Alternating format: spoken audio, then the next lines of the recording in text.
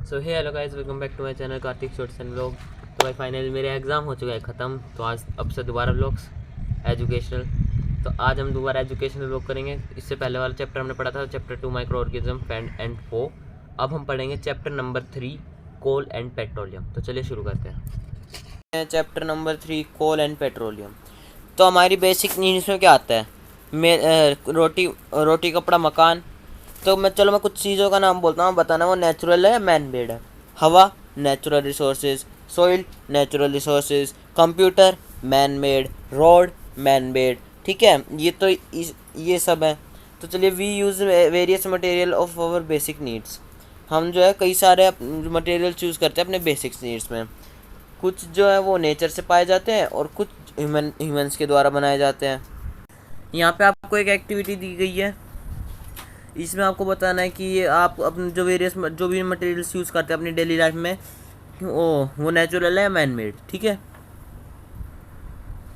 और यहाँ पे लिखा है दस this list include air water and minerals since all these obtain from nature they are called natural resources. अब यहाँ पे दे रखा है कि जो इस लिस्ट में जो एयर वाटर और सॉइल है, ये कौन से में आएगा? ये तो ऑब्वियस सी बात है, ये नेचुरल रिसोर्सेज है तो ये नेचुरल्स में आएगा। ठीक है, since all these are obtain from nature, ये सारी जो चीज़ें नेचर से ऑब्टेन होती है उसे हम कहते हैं नेचुरल रिसोर्सेज।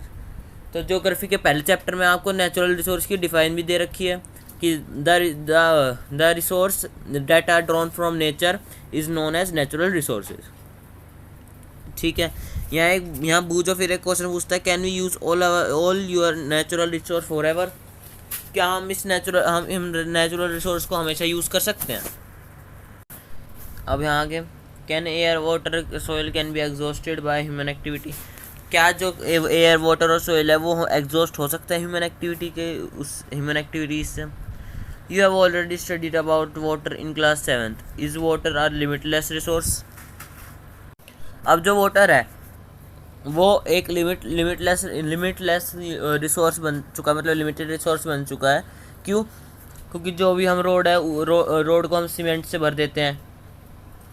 हमारे किसी भी घर पे वाटर का रिजर्वियर नहीं है जहाँ पे हमारे वो पानी है वो स्टोर हो सके। ठीक है, हम सीमेंट का बना देते हैं, तो इसलिए जो वाटर है वो एक लिमिटेड रिसोर्स बन चुका है, पहले वो नहीं था। In the light of the availability of various resources in nature, natural resource can be broadly classified into two kinds. आपने ये सुना होगा कि पेट्रोल के दाम बढ़ गए हैं क्योंकि हमारे पास वो पेट्रोल नहीं है, पेट्रोल की रिफाइनरीज नहीं है या ऐसा कुछ नहीं है। तो आपने ये ज़रूर सुना होगा। अगर इसका एक एग्जांपल दे कि आपने अपनी पुश्तैनी जायदाद सुनी होगी कि जो कोई आदमी है वो अपने नेक्स्ट जनरेशन के लिए भी धन दौलत कुछ छोड़ के जाता है जब उसके पास लैंड होता है। तो जो वेरियस नेचुरल रिसोर्स हैं उन्हें हमें दो काइंड्स में डिवाइड करा गया है। कौन से हैं?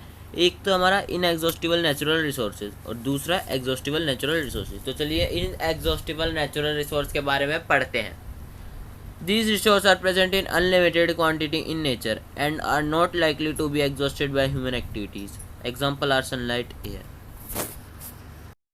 Inexhaustible natural resource कौन से होते हैं? ऐसे रिसोर्स जो नेचर में अनलिमिटेड है और जो ह्यूमन एक्टिविटी से एग्जॉस्ट नहीं हो सकते हैं।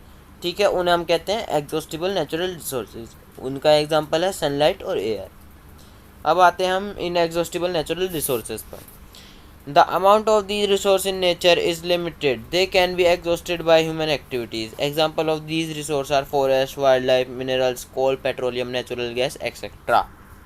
जो ये रिसोर्स है एग्जॉस्टिबल रिसोर्स, वो जो नेचर में लिमिटेड है और ये क्या है, ये ह्यूमन एक्टिविटी से एग्जॉस्ट हो सकते हैं।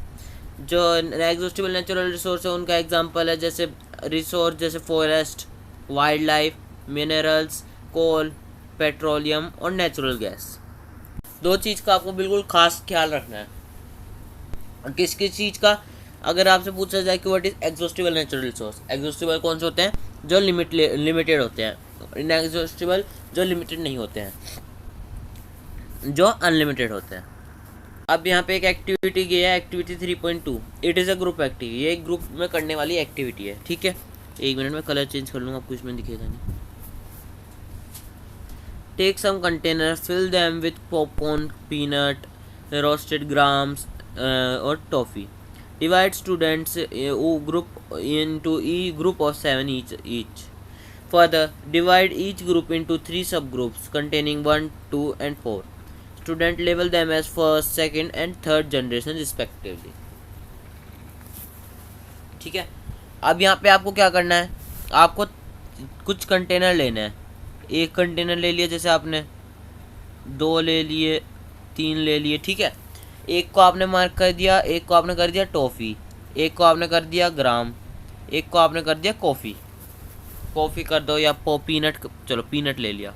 ठीक है, एक मिनट में आपको ये पूरी एक्टिविटी है पर इस वाले पेज पे समझाते हैं. चलो, इस वाले पे स्पेस ज़्यादा है.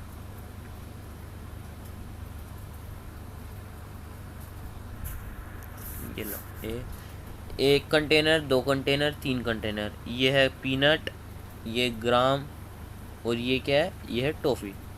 अब आपको ये 1 स्टूडेंट लेना है, 2 स्टूडेंट लेने हैं और 4 स्टूडेंट्स लेने हैं. ठीक है, इसे पहला जनरेशन मानना है, इसे दूसरा, और इसे तीसरा जनरेशन मानना है, इसे दूसरा, इसे पहला. ठीक है, अब पहली जनरेशन जब जाएगी उसे टॉफ़ी मिल जाएगी. ठीक है, दूसरी जनरेशन जब जाएगी हो सकता है उसे थोड़ी सी कम मिले, सबको कम मिले थोड़ी सी, और जब तीसरी जो जनरेशन जाएगी हो सकता है उन्हें सबको मिले या ना मिले. ठीक है, सेम यही यहाँ पे होगा, ये थोड़ा कम ना मिले. इसलिए जो ये रिसोर्स है उन्हें हमें लिमिट में यूज़ करना चाहिए. अगर पहले वाला जो व्यक्ति है, फर्स्ट जो जनरेशन है, वो उसे थोड़ा सा वाइजली यूज़ करे, कम यूज़ करे, फिर दूसरे को भी मिल जाएगी, वो भी थोड़ा सा कम यूज़ करे उसे, तो फिर ये सारी जनरेशन्स को ऐसे ऐसे मिलता जाएगा. तो इसलिए हम कहते हैं कि जो हमारी जो रिसोर्सेज हैं वो लिमिटलेस है, लिमिटेड है, और उन्हें हमें कंजर्व करना चाहिए. These subgroups represent the consumers. As population is growing, second and the third generation have larger number of consumers. अब यहाँ पे जो सब ग्रुप्स है जो कंज्यूमर्स को रिप्रेजेंट करते हैं, जब पहली पॉपुलेशन जैसे सेकंड की है, थर्ड की है, वो थर्ड जनरेशन से है, उनमें वो कई सारे कंज्यूमर्स हो गए, हाई लेवल ऑफ कंज्यूमर्स. तो यही पूरे इस एक्टिविटी में यही बता रखा है कि थर्ड को ये ईटेबल्स और नोट. अब यहाँ से पढ़ना शुरू करते हैं. Assume that eatables in container represent the total availability of natural exhaustible natural resource like coal, petroleum और natural gas. अब assume करो कि जो हमारे पास eatables है, जो हमारे पास जो eatables था वो exhaustible वो लिमिटेड था. जैसे आप कोल मान सकते हैं, पेट्रोलियम मान सकते हैं, और natural gas. Each group may have different consumption pattern. Are the earlier generation of any group too greedy? It may be that earlier generation in some groups were concerned about the coming generations and left something for them. कि हर group का जो consumption pattern है वो सबका अलग अलग है. मान लो कि कोई जनरेशन है वो बहुत ज़्यादा ग्रीडी मतलब लालची है, वो जो रिसोर्स है उन्हें हाई लेवल पे यूज़ कर रहा हो, अपने आने वाले सक्सीडिंग जनरेशन के बारे में ना सोच रहा हो, तो उनके लिए फिर ये नहीं बचेंगे. तो अगली जो जनरेशन्स है वो सम ग्रुप्स है जिनके उनके बारे में हम थोड़ा बहुत सोचें और उनके लिए कुछ छोड़ के जाएं. In this chapter, we will learn about some exhaustible natural resources like coal, petroleum, and natural gas. These are formed from the dead remains of living organisms, fossil. So these are also all known as fossil fuels.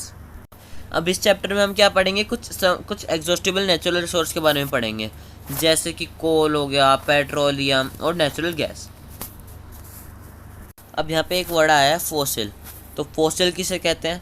जो dead remains of living organism, जो living organism मर जाते हैं उनके जो remains होते हैं, वो जो आगे आप कौन में पढ़ेंगे कि कैसे होता है, उससे हम कहते हैं फॉसिल. और ये क्यों, इसलिए हम जो कोल है उसे हम कहते हैं फॉसिल फ्यूल, क्योंकि वो डेड रिमेन से बनता है एनिमल्स और प्लांट्स के. ठीक है, तो गाइस फाइनली हो चुका है इंट्रोडक्शन ख़त्म.